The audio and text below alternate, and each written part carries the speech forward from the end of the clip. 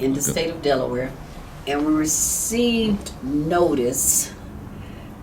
Well, we didn't receive notice from our insurance companies or DHSS or anyone regarding this cyber attack that, from my understanding, took place on February 21st, 2024. I was informed that there was some conversation of it on television, and then I became curious about it and start just doing an internet investigation. And from there, I found out that the United Healthcare and Change Healthcare, which is a clearinghouse, was under cyber attack, and the money flow to the healthcare industry had ceased because of this clearinghouse. And a further just self-investigation, I found out that two of the insurance companies, or three of the insurance companies that we are credentialed through, actually use Change Healthcare as their clearinghouse.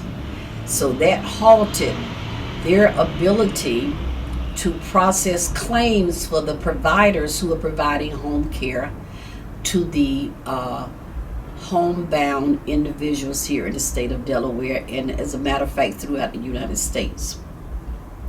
Now this agency takes care of children and individuals who are handicapped and individuals who are bedbound. They are handicapped bedbound, or they're just handicapped in the inability to actually do all of their activity of daily living without some type of assistance.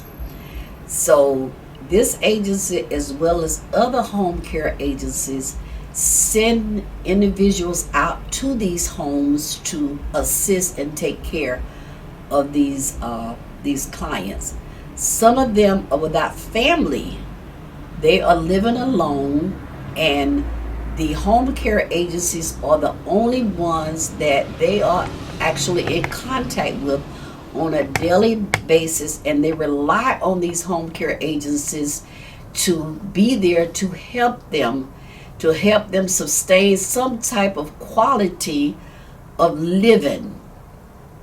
So therefore, going back to the cyber attack and the inability or the handicap of the insurance companies to process claims, it affects the money flow, and it affects my ability, I'm sure as others, inability to be able to pay our caregivers who are going out to these homes.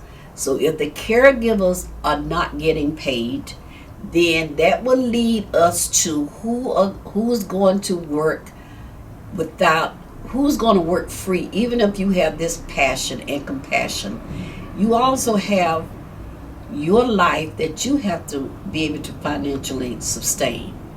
Our caregivers have children that are in daycare, they have car payments, they have mortgage payments, they have rent, they have medical bills for themselves, their children.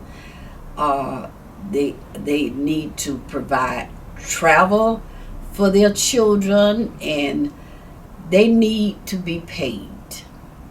So I am speaking on this because I am actually petitioning DHSS, petitioning the federal, state, and local to step up and to assist the home care agencies in some form of financial assistance to be able to pay these caregivers who are actually going into the homes of these individuals, once again, who are homebound.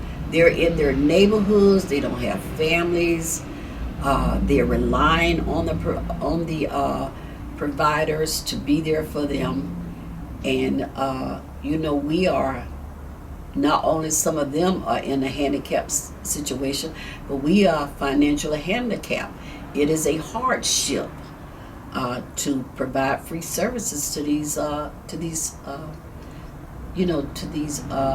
patients who are homebound. So it's a heart-wrenching situation for this agency, and I'm sure it is for other providers, because we actually care. Providers care for these patients. It's like they have been engrafted into our family, and we have the passion and compassion, but we don't have the finances, the profit that some of the larger organizations have. And from my understanding, the American Hospital Association has even put out news release that they have the inability and the funds are not coming into them to be able to provide what is needed for their patients and their employees, as well as the pharmacy. So we all of the organizations who are a part of this change, healthcare, we're bleeding. We are financially bleeding. So once again, I'm petitioning for assistance from the president, federal government, which he's over the entire United States and federal government, petitioning to please come forward and to assist us to provide for your sister, your brother, your niece, your nephew. These are part of your family members, all that are in Congress and Senate. Some of these are your family members, whether they're immediate, they are extended family members in your state.